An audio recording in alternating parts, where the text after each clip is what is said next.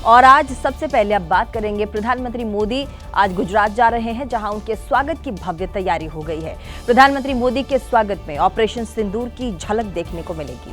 साथ ही प्रधानमंत्री मोदी अपने इस दौरे के दौरान कई विकास परियोजनाओं को उद्घाटन करेंगे, हरी झंडी दिखाएंगे, शिलान्यास भी करेंगे। देखिए, आज से पीएम मोदी का 2 दिवसीय गुजरात दौरा शुरू हो रहा है। ऑपरेशन सिंदूर के बाद ये पीएम मोदी का पहला दौरा है, जो बेहद खास माना जा रहा है। सुबह 9:30 बजे पीएम मोदी वडोदरा एयरपोर्ट पहुंचेंगे। सुबह 10 बजे पीएम मोदी भव्य रोड शो में हिस्सा लेंगे। इसके बाद पीएम मोदी दाहोद जाएंगे। सुबह 11:15 पर लोकोमोटिव विनिर्माण संयंत्र राष्ट्र को समर्पित करेंगे। इलेक्ट्रिक लोकोमोटिव को हरी झंडी दिखाएंगे। दाहोद में 24,000 करोड़ की विकास परियोजनाओं का शिलान्यास और लोकार्पण करेंगे। दाहोद में सार्वजनिक समारोह में लोगों को संबोधित भी करेंगे। इसके बाद पीएम मोदी भुज जाएंगे। भुज में भी पीएम मोदी रोड शो में हिस्सा लेंगे। 53,000 करोड़ रुपए से ज्यादा की परियोजनाओं का शिलान्यास और लोकार्पण करेंगे। भुज में भी सार्वजनिक समारोह को संबोधित करेंगे। भुज से पीएम मोदी अहमदाबाद जाएंगे।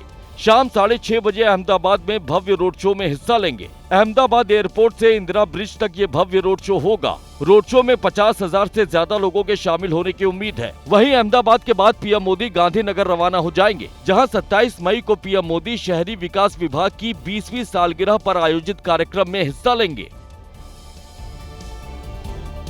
और ऑपरेशन सिंदूर के बाद प्रधानमंत्री मोदी का यह पहला गुजरात दौरा होगा, जहां पर उनके रोड शो में ऑपरेशन सिंदूर की झलक दिखाई जाएगी। साथ ही इसके लिए गुजरात में जगह जगह पर प्रधानमंत्री मोदी जहां पर जाएंगे, वहां पर भव्य तैयारी कर दी गई है। देखिएगा, पीएम मोदी के दौरे के लिए अहमदाबाद में खास तैयारियां की गई हैं। पीएम मोदी के रोड शो के दौरान यहां पर ऑपरेशन सिंदूर के शौर्य और पराक्रम की झलक देखने को मिलेगी। पीएम मोदी का रोड शो जिस इलाके से गुजरेगा, उसके बीच में ऑपरेशन सिंदूर से जुड़े कटआउट्स और होर्डिंग्स लगाए गए हैं। बीच में एक बड़े कटोरे में सिंदूर भी रखा है, जो ऑपरेशन सिंदूर का प्रतीक है। एयरपोर्ट सर्कल के ठीक सामने ये तस्वीर लगाई गई है और प्रतीक के रूप में यहाँ पर एक बड़ा सा पात्र जिनमें सिंदूर भी रखा गया। गुजरात के वडोदरा में भी पीएम मोदी के दौरे के लिए भव्य तैयारी की गई है। पीएम मोदी के रोड शो के लिए सुरक्षा के चाक चौबंद इंतजाम किए गए हैं। साथ ही रोड शो के रास्ते पर सेना के शौर्य और पराक्रम के कटआउट्स और होर्डिंग्स लगाए गए हैं, जिसके जरिए पीएम मोदी को पाकिस्तान को सबक सिखाने के लिए धन्यवाद दिया गया है। ऑपरेशन सिंदूर को प्रॉपर नाम, अंजाम और उसका जो क्रेडिट देने के लिए नारी शक्ति द्वारा वो सम्मान कार्यक्रम है, ये बिल्कुल उचित है। उसके गुजरात के भुज में भी पीएम मोदी के दौरे के लिए भव्य तैयारी की गई है। सड़कों के किनारे ऑपरेशन सिंदूर के होर्डिंग्स में सेना के शौर्य और पराक्रम को दिखाया गया है। मैं तो ऐसा कहना है कि ये जो ऑपरेशन सिंदूर है वो हमारी शान है, और जो उन्होंने किया वो बहुत सही किया। दाहोद में जिस लोकोमोटिव संयंत्र का पीएम मोदी उद्घाटन करने वाले हैं, उसकी भी भव्य तैयारी की गई है। संयंत्र में पीएम मोदी के भव्य स्वागत का इंतजाम किया गया है। लोकोमोटिव संयंत्र के कर्मचारी पीएम मोदी के दौरे से बेहद उत्साहित दिख रहे हैं। और रविवार को प्रधानमंत्री नरेंद्र मोदी की अध्यक्षता में एनडीए शासित राज्यों के मुख्यमंत्रियों और उप मुख्यमंत्रियों की बैठक ली गई। इस मीटिंग में प्रधानमंत्री मोदी ने ऑपरेशन सिंदूर पर बहुत बड़ा संदेश दिया।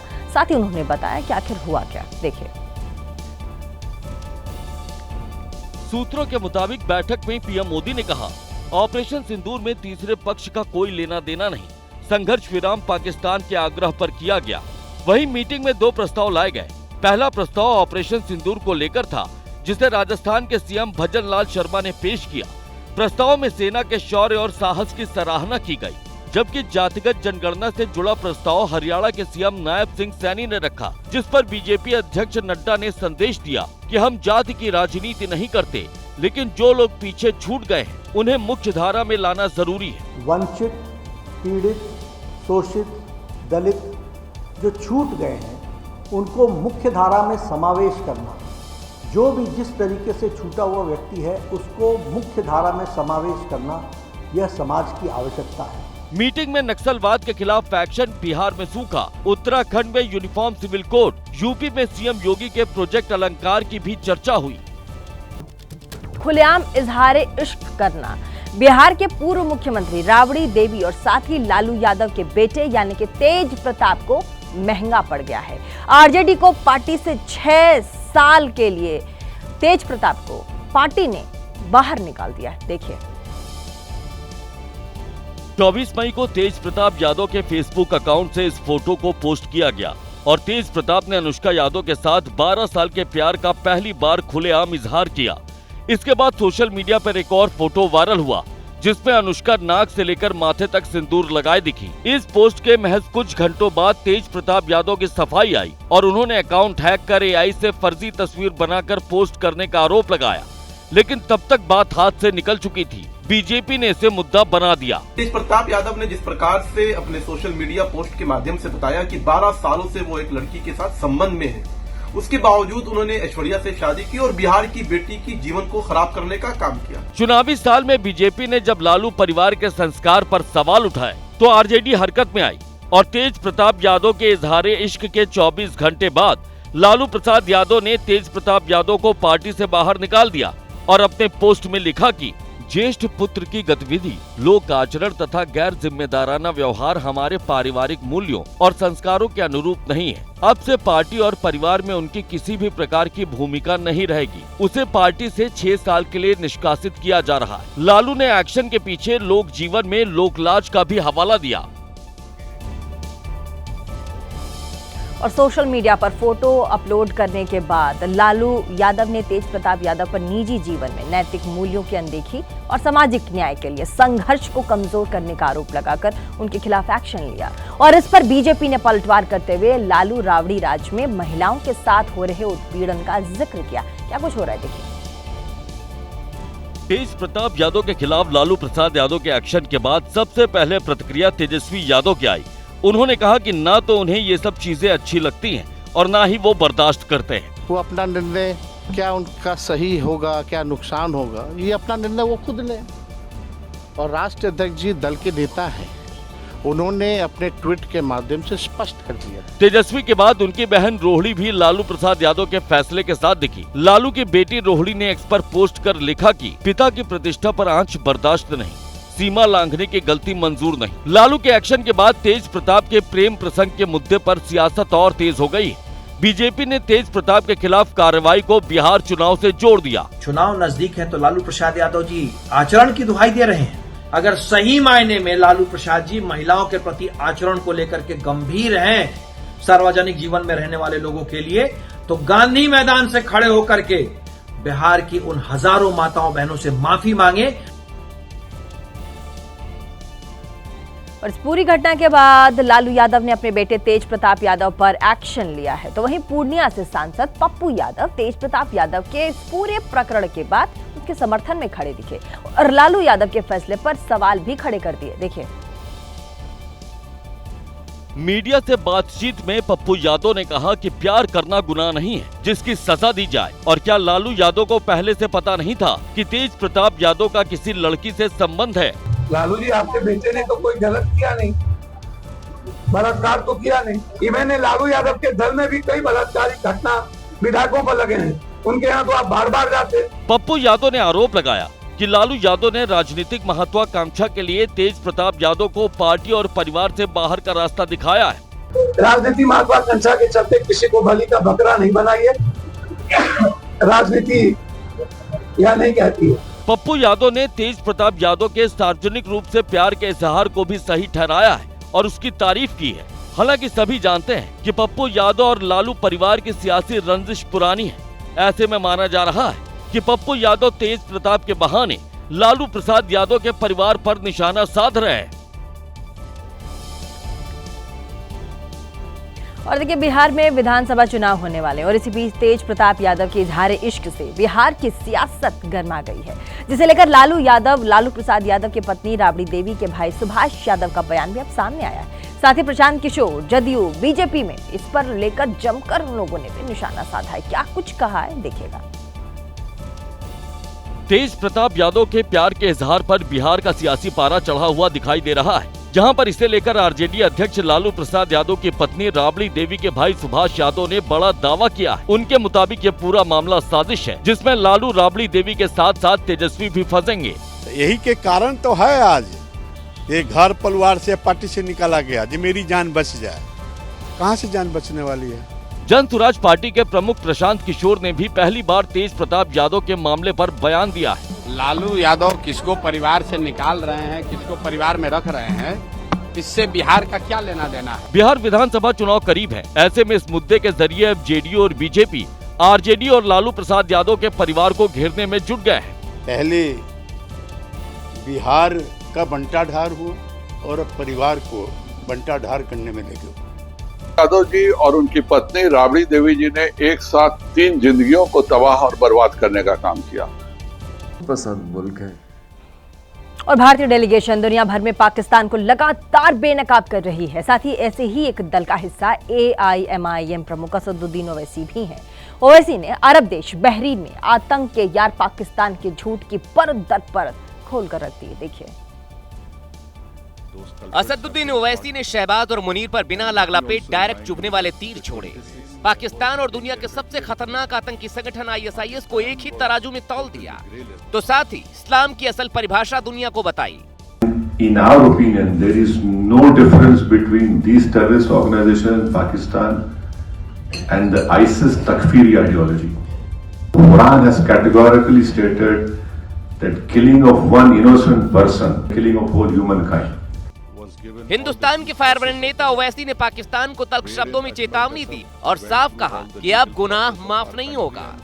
If you see on the 9th or 10th of May, when Pakistan unleashed whatever it had, no amount of damage happened in the mainland India. The government has made very clear. You next time you take up this misadventure, it will be beyond what they are expecting.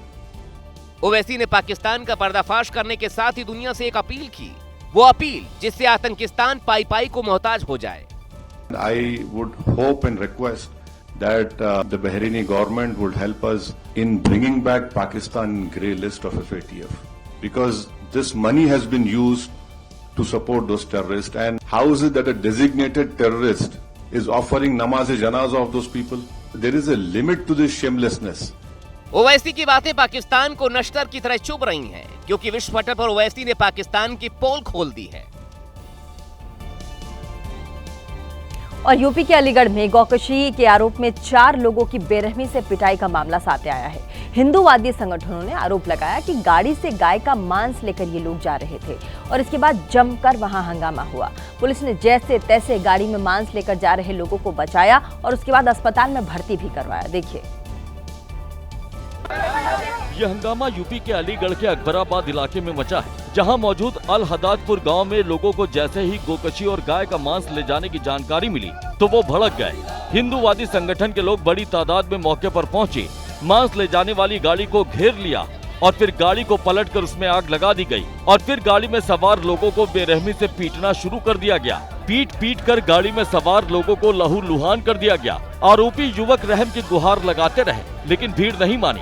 गोकशी का आरोप लगाकर पीड़ितों के कपड़े तक उतार दिए और उन्हें खेत में दौड़ा कर पीटा। गनीमत रही कि मौके पर पुलिस पहुंच गई, जिसने किसी तरह से आरोपियों को भीड़ के चंगुल से छुड़ाया और फिर अस्पताल में भर्ती कराया। इस सूचना पे कार्रवाई करते हुए हरदोगंज पुलिस, अकराबाद पुलिस, सभी सीओ मेरे द्वारा मौके पर पहुंचा गया और ग्रामीणों से वार्तालाप करके शांति व्यवस्था को सुनिश्चित करवाया गया। जो मजरूम लोग थे उन सभी को चिकित्सा के लिए पास में चिकित्सालय में भर्ती करवाया गया। पुलिस ने पिटाई से घायल हुए लोगों की तहरीर पर मुकदमा दर्ज कर लिया है। वहीं गाड़ी से जो मांस के अवशेष मिले थे उसके सैंपल मथुरा की प्रयोगशाला में जांच के लिए भेज दिए गए। इस पूरे मामले से इलाके में तनाव बढ़ गया है, जिसे देखते हुए भारी संख्या में पुलिस बल को तैनात किया गया है। और अलीगढ़ में गौकशी के आरोप में जिस तरह लोगों की पिटाई की गई है, उससे सियासत फिलहाल गर्म होती नजर आ रही है।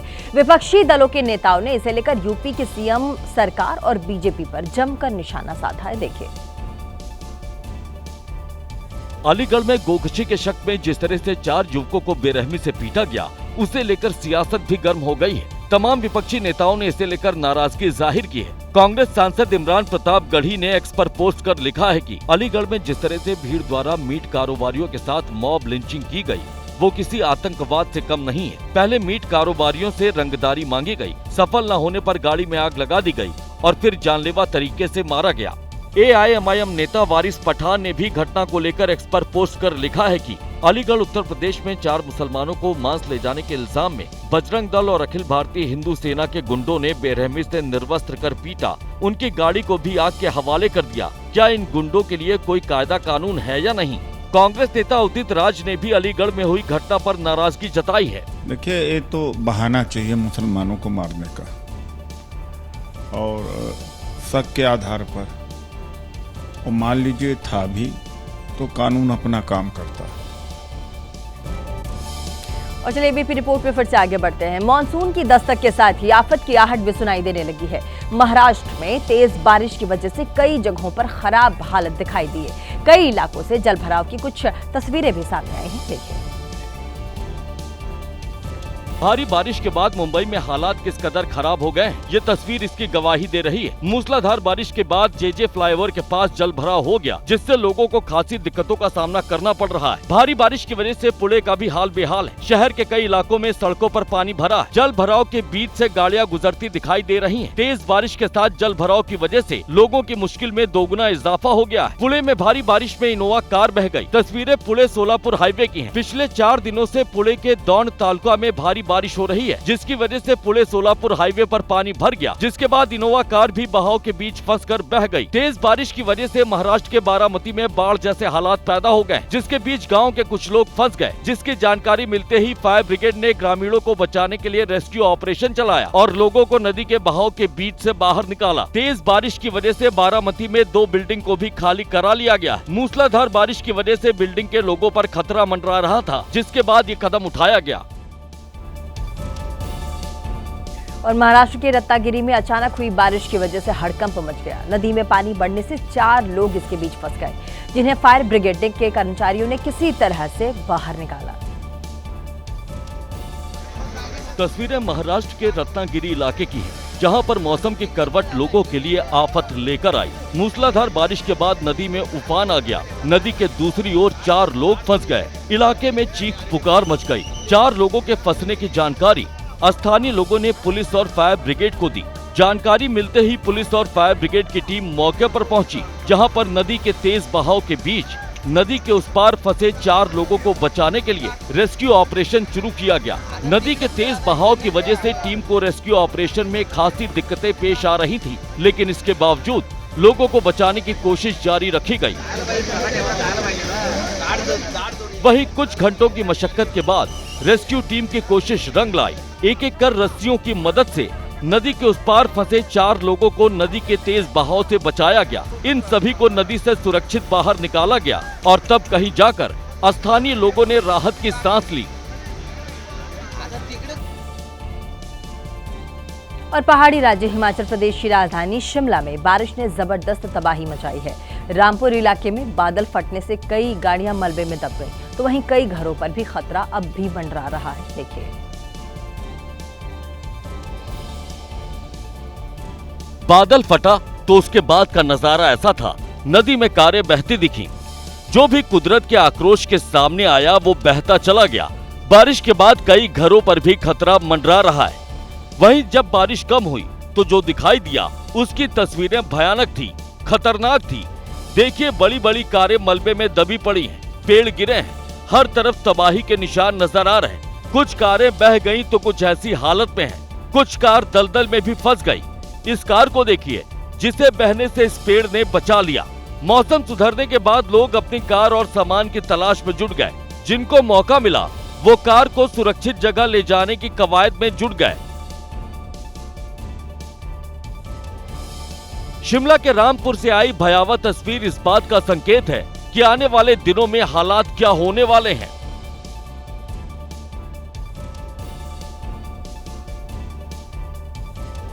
और अभी मई का महीना ही चल रहा है, लेकिन तेज बारिश और आंधी तूफान ने माहौल बिल्कुल बदल दिया है। दिल्ली देश की राजधानी बिल्कुल पानी पानी हो चुकी है। दिल्ली के कैंट इलाके में अंडरपास में इतना पानी भर गया है कि कार ही डूब गई। महिपालपुर में पानी में वाहन फंस गया है। साथ ही वहीं अकबर रोड में सड़कों पर जगह जगह पेड़ गिर चुका है। रविवार के दिन बारिश ने दिल्ली की रफ्तार पर ब्रेक लगा दिया। देखिए क्या कुछ हुआ। सुबह जब दिल्ली सोकर उठी तो उसकी आंखें खुली की खुली रह गई। हर तरफ जल भराव ने दिल्ली को दरिया बना दिया। ये दिल्ली का कैंट इलाका है, जहां धौला कुआं से दिल्ली कैंट की तरफ जाने वाला अंडरपास बंद कर दिया गया। वजह है ये तस्वीर। अंडरपास के अंदर एक गाड़ी और एक बस डूब गई। कार का तो बस ऊपरी हिस्सा ही दिखाई दे रहा है, बाकी तो पूरी कार ही डूब गई। बस भी आधे से ज्यादा डूबी हुई है। और पानी की वजह से न आगे बढ़ पा रही है न ही पीछे। महिपालपुर में गाड़ियां अंडरपास के अंदर तो जा रही हैं, लेकिन निकल नहीं पा रही। बीच में ही इतना पानी इकट्ठा है कि कारें बंद होकर खड़ी हो गईं। अकबर रोड पर भी सड़क पर पेड़ गिर गए। पेड़ गिरने और पानी भरने से दिल्ली की सड़कों पर सुबह से ही लंबा जैम लग गया। पूरी दिल्ली जगह जगह जैम से जूझती नजर आई। आईटीओ में एबीपी न्यूज के कैमरे पर रिकॉर्ड ये वीडियो भी बिना बोले ही सब कुछ बयां कर रहा है। जब तालाब बनी सड़क को हाथ में जूता और कंधे पर बैग टांगे व्यक्ति पार करता दिखा, वहीं ध्यान दीजिए कि अभी मानसून ने दस्तक नहीं दी है।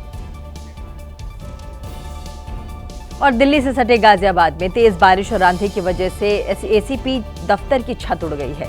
कहा जा रहा हादसे में एक सब इंस्पेक्टर की मौत की भी खबर है। ये दफ्तर तकरीबन 3 साल पहले ही बनाया गया था। इसमें लापरवाही का मामला भी अब सामने आया है। देखिए, मलबे में तब्दील ये एसीपी अंकुर विहार का दफ्तर है। शुक्रवार रात जब तेज बारिश और आंधी आई तो उस वक्त एसआई वीरेंद्र मिश्रा दफ्तर में सो रहे थे। दफ्तर आंधी, तूफान और बारिश का कहर झेल नहीं पाया और भरभरा कर गिर गया। रात्रि में एसी कार्यालय में रुके हुए थे। रात में चली तेज आंधी और तेज बारिश के कारण एसी कार्यालय की छत गिर गई, जिससे दब करके उनकी दुखद मृत्यु हो गई। Sub inspector Virendra Mishra ACP Ankur Vihar के पेशकार थे। आसपास के लोगों का कहना है कि जो छत गिर गई उसमें किसी तरह का सपोर्ट नहीं दिया गया था और इसी वजह से यह हादसा हुआ। किसी भी प्रकार का जो एक लेंटर कहा जाता है वो नहीं पड़ा हुआ था। इसी प्रकार की जो लोहे की एक रॉड आपको दिख रही है, इसी प्रकार की लोहे की जो रॉड है उसी के आधार पर यह छत था। अब गाजियाबाद पुलिस छत को बनाने वाले ठेकेदार से पूछताछ कर सकती है। और बीजेपी सांसद रामचंद्र जाखड़ा के बाद बीजेपी के पूर्व मंत्री रामविलास शर्मा ने भी विवादित बयान दे दिया है। उन्होंने कहा कि भगवान परशुराम ने 21 बार धरती से आतंकवाद को खत्म किया था, जिसे अब राजपूतों पर कटाक्ष माना जा रहा है कि उनके ऊपर कटाक्ष किया गया है। देखिए, मोदी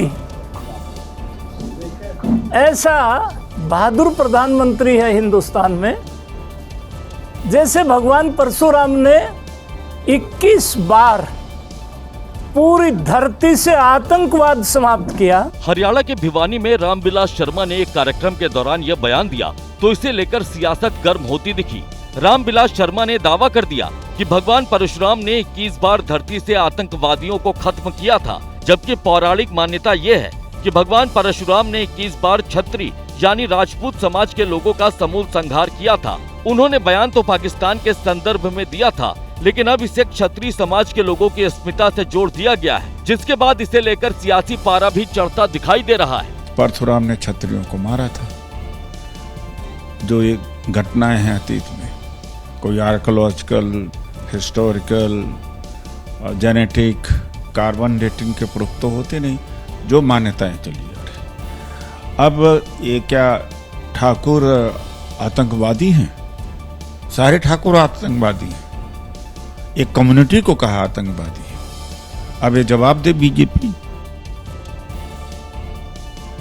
और मध्य प्रदेश के मंदसौर में दिल्ली मुंबई एक्सप्रेसवे पर अश्लील हरकत करने वाले बीजेपी नेता मनोहर लाल धाकड़ को पुलिस ने अब गिरफ्तार कर लिया है। वहीं पुलिस इस मामले में टोल कंट्रोल रूम के कर्मचारियों से भी लगातार पूछताछ कर रही है। देखिए, और यूपी के गोंडा में एक वीडियो भी सामने आ रहा है। इसमें बीजेपी के जिला अध्यक्ष अमर किशोर का एक महिला के साथ आपत्तिजनक हरकत करते दिखाई देना भारी पड़ गया। देखिए, इस वायरल वीडियो ने बीजेपी के गोंडा संगठन में हड़कंप मचा दिया, क्योंकि बीजेपी जिला अध्यक्ष खुद कबूल कर रहे हैं कि वायरल वीडियो में वही है। फुटेज हमारे यहाँ से वायरल हुआ, हमारे कर्मचारियों ने वायरल किया है। कुछ कह नहीं सकते, अगर मदद करना किसी का जुर्म है तो कुछ कहा नहीं सकता। बीजेपी जिला अध्यक्ष ने बताया कि वो महिला बीजेपी की सक्रिय कार्यकर्ता थी, उसकी तबीयत खराब थी, लेकिन जो सीसीटीवी सामने आया है उसमें तबीयत खराब जैसा कुछ भी नहीं दिख रहा, बल्कि बीजेपी जिला अध्यक्ष महिला के साथ अश्लील हरकत करते नजर आ रहे हैं। ये वायरल वीडियो 12 अप्रैल 2025 की रात 9:39 का बताया जा रहा है। तारीख और टाइम वीडियो पर दिखाई दे रहा है। मध्य प्रदेश के कटनी में उस वक्त तनाव जैसे हालात हो गए जब रेलवे स्टेशन के पास दीवार हटाने गए विश्व हिंदू परिषद और बजरंग दल के कर्मचारियों पर पुलिस ने लाठीचार्ज कर दिया। देखिए, क्योंकि जैसे ही हथौड़ा लेकर विश्व हिंदू परिषद के कार्यकर्ता दीवार तोड़ने की कोशिश करने लगे, पुलिस ने उन्हें रोक दिया, जिससे विश्व हिंदू परिषद के कार्यकर्ता नाराज हो गए। इसी बीच कहा सुनी इतनी बढ़ गई कि पुलिस ने वाटर कैनन से विश्व हिंदू परिषद के कार्यकर्ताओं पर पानी की बौछार कर दी। लेकिन जब इससे भी विश्व हिंदू परिषद के कार्यकर्ता नहीं रुके, पुलिस ने लाठीचार्ज कर दिया, जिसमें विश्व हिंदू परिषद के कई कार्यकर्ता घायल हो गए। बता दें कि सुंदरता के नाम पर रेलवे प्रशासन ने कुछ साल पहले मंदिर के सामने दीवार खड़ी करवाई थी। 15 फीट की दीवार को लेकर तब से लगातार विरोध का माहौल है और आज सुबह जब विश्व हिंदू परिषद के कार्यकर्ता दीवार को हटाने पहुंचे तो पहले से ही जिला प्रशासन, पुलिस, जीआरपी और आरपीएफ अलर्ट मोड पर थी।